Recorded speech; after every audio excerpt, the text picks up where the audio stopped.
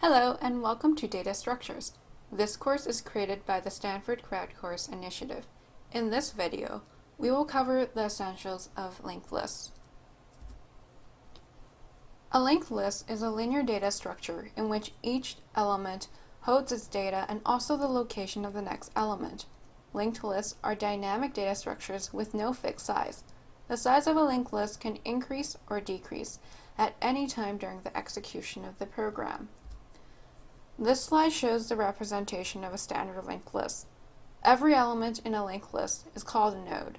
A node is a data structure that contains the data that the element represents and the next pointer which identifies the next element in the linked list. The head points to the first element of the list. The next pointer of the last element is set to null. This helps in identifying the end of the list. Linked lists and arrays are both data structures used to store data in a linear form. Despite the similarities in function, there are considerable differences between the both. The size of a linked list can grow or shrink as per requirement, whereas the size of an array can be defined only once. The elements of an array can be accessed using the indices of the elements, but the elements of a linked list can only be accessed sequentially starting from the head node. The elements of a linked list can be stored in random memory locations, whereas the elements of an array are stored in contiguous memory locations. Finding a large number of free contiguous memory locations is sometimes not possible, but finding enough space for a node object is easier, and hence linked lists can store more data than arrays. For the code snippets used in the slides and for practical implementations, we define the following two data structures. The linked list data structure holds the pointer to the first element. The node data structure holds the data of the element and also the address of the next object in the list.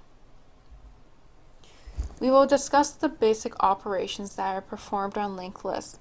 They are searching for a particular element by its data, insertion of new elements at various locations in the linked list, deletion of elements from the linked list, and reversing the elements of the list. Due to the nature of the elements of the list, these operations are best performed iteratively or recursively. Searching is an important operation on a linked list, since the only node the linked list data structure stores is the first element. To search for a particular element, we need to traverse the linked list until the node containing that element is found. If such a node is found, it is returned to the calling function. If no such node is found before the end of the list is reached, a no value is returned. Because the list needs to be traversed to be sure if an element is absent from the list, the worst case time complexity of search operation is order of n.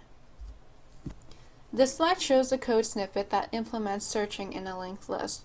The search node is a temporary node created to traverse through the list element by element, comparing its data to the requested data. If the element is not found, a null value is returned. Inserting an element in a linked list involves two operations. The first operation requires locating the position where the new node has to be inserted. The second operation involves inserting the new node in the position and updating the required pointers. The time complexity of the search sub-operation is order of n, and that of the insert sub-operation is order of 1, because once the position of insert is known, only the next pointers of various nodes needs to be updated. While inserting a new element during updating the pointers, we need a temporary pointer to store the address of the newly created node. Inserting at the beginning is a two-step process, which has been implemented in the code snippet. A graphical explanation will be shown in the following slide. First, the next pointer of the new node is made to point to the node referenced by the head pointer. Then, the dead node is made to point to the new node. This makes the new node the first node, and the next node the previously first node. Inserting an element after a particular element requires searching for the element in the list. A graphical explanation of this operation is shown on the next slide. First, we need to know the position of inserting the new object. hence we need to search for it. For this example, let's say we need to insert the element after node 1. For the second step, we make the next pointer of the new node point to the node next to the search node. Finally, we set the next pointer of the search node to the new node, thereby inserting the new node after it and before the next node. Deletion requires two temporary nodes, as we need a pointer to the node to be deleted and also to the preceding node to update the corresponding next pointer. Deleting an element from the linked list, like insertion, is a two-step operation which involves searching and deletion. The search operation requires a time complexity of order of n, and the deletion requires a time complexity of order of 1. The first step involves searching the node to be deleted. We refer to it by delete node, and the node preceding it as previous node. In the next step, set the next pointer of the previous node to the node pointed by delete node. Then, free the memory occupied by delete node, thereby completing the deletion of a node. The next operation we are going to talk about is reversing the elements of a linked list. The time complexity of this operation is order of n, as all the elements need to be traversed at least and at most once.